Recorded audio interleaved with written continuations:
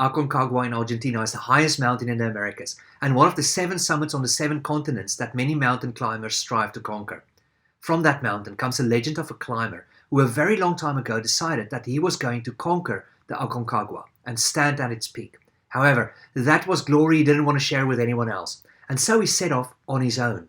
Eventually it got dark, but he was so driven by his desire to conquer that he didn't stop. That night there was no moon, and the stars were covered by clouds. He could hardly see anything and it was freezing, yet he pressed on, determined to win out with his will against the mountain. And as he was climbing a ridge about 100 meters from the top, he slipped and fell. And he continued to fall for what seemed like a long time. Seeing his life flash before his eyes, he knew that he would hit the ground with a life-ending thud.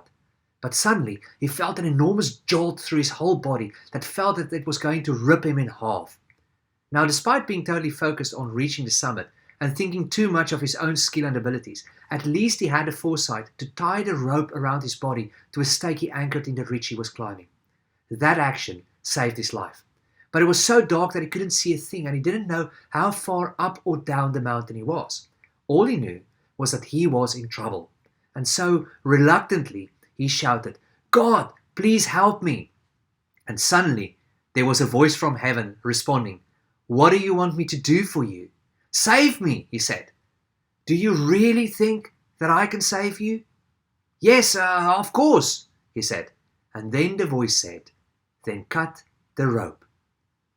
The climber didn't respond. Instead, he just held tighter to the rope because that was definitely not what he wanted to hear and definitely not what he wanted to do.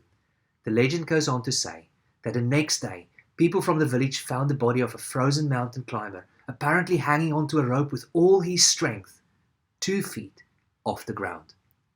So friends, maybe, like the climber in this story, you've also been trying so hard on your own, hanging on for dear life. And maybe, unlike the climber in this story, it's time for you to trust and let go. Who knows?